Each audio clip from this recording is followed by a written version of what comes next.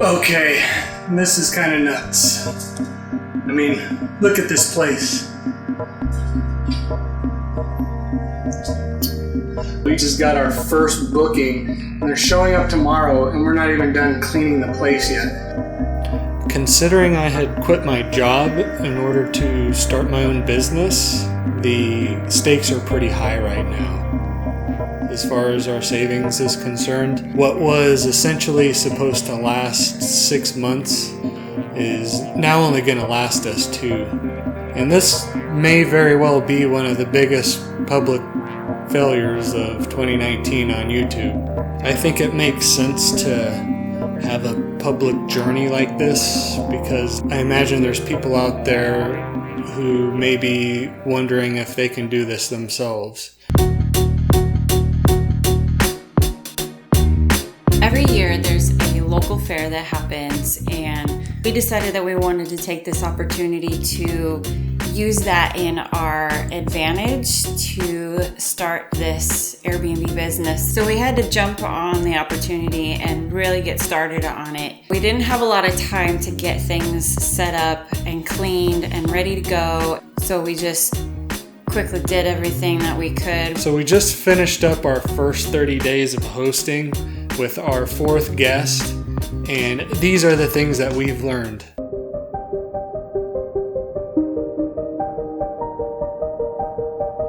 One of the first lessons that we learned was that little things added up really quickly when it came to the furnishings, and we ended up spending a lot more money than we had anticipated. There were kitchen utensils to buy, there were towels and sheets and accent blankets, light bulbs that we needed to change because not all of them were the same color.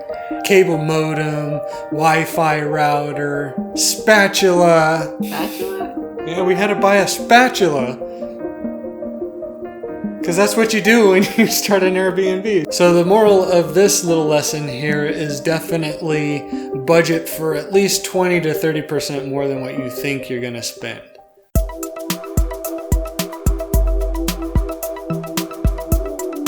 We were surprised to find out that Amazon Prime does not ship large orders in 2 days. So when we placed this order for like $1,200, we didn't even get the option of getting it delivered when each item was ready. Instead, they waited like a whole week to send everything all at once. That really delayed us because we really needed to get going on our listing, which meant we needed our furniture to arrive. And that was a big problem. Especially because we needed to take pictures in order for the listing to go up. By the time all of this was put together, the fair had already started. We're sitting on our hands waiting for the bed frames to arrive. So before we started our listing, we were actually considering listing it with air mattresses. Only because we didn't know what else to do should the frames not show up when our first guest might book.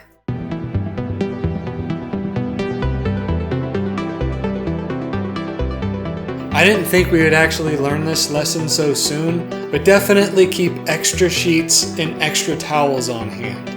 And especially file all of your receipts in a little bag and keep them real handy. You want to have extra sheets because you never know when something's going to happen. Sometimes women don't always take off their makeup before they go to bed, and so you might need a little extra time with a set of sheets just to work on getting some of those stains out, so at least you can salvage another set of sheets. One of our guests had a bleach wipe that was put with the sheets. It may have been in an accident, but still, our sheets were ruined. We would have needed to go buy a whole new set of sheets right away, but luckily we had an extra set on hand.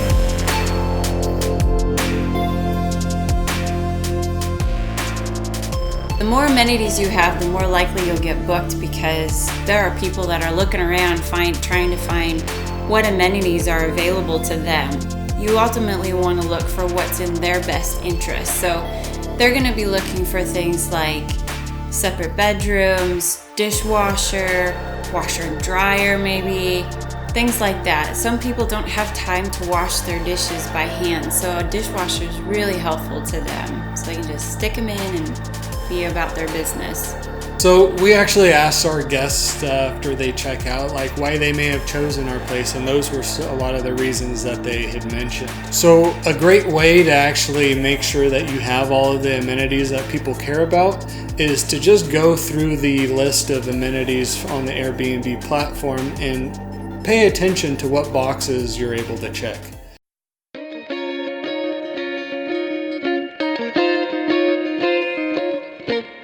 So I guess you can say that this lesson was learned a little bit the hard way, and you may not think to do this at first, but you're going to want to pay attention to the kind of neighbors that you have in the area before you start renting a place to put on a short-term rental.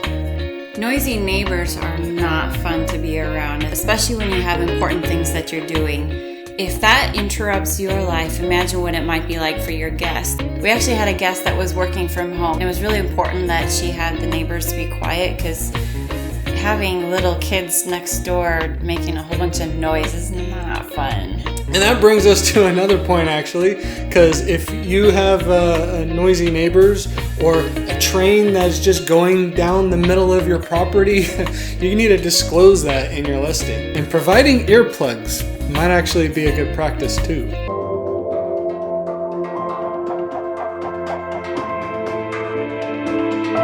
There is an incredible amount of laundry to do in between each booking. Another way to maximize your time is by buying quick drying sheets and towels. If you're in an apartment, the likelihood of you having a stackable washer and dryer is probably pretty high. Typically, loads of laundry can take up to 45 minutes to an hour, maybe even a little longer just to go through one cycle. So be mindful about how long it's going to take. So one of the things we're going to be doing is investing into some quick dry sheets and towels. And we'll leave a link into the description of where we're going to get ours.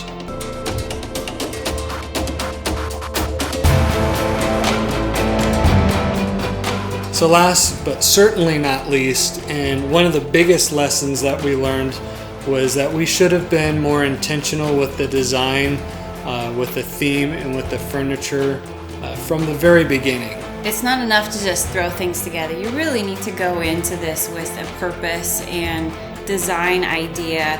When we first started, we just went around to all the different places that we can go to get cheap furniture and just throw stuff in there just so we can get our listing up and going. And while that may have been timely for the fair that was going on, now that the fair is over, so is demand. And guess what?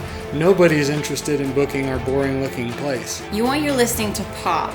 In order to do that, you want to look around to what other people are doing in the area and look for something that somebody else isn't doing. Most of the listings in our area were taking a more traditional or rustic approach, so we decided to go with a different vibe. So we looked and discovered that contemporary was something that other people were not doing, so we decided to take advantage of that.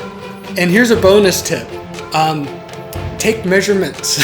When we were in our first mad dash trying to get all this furniture in there, we went through 3 different table sets to put into the kitchen before we found one that actually worked. We could have saved ourselves a lot of hassle. We're actually going to be updating our furniture over the next few weeks and making a video on our progress.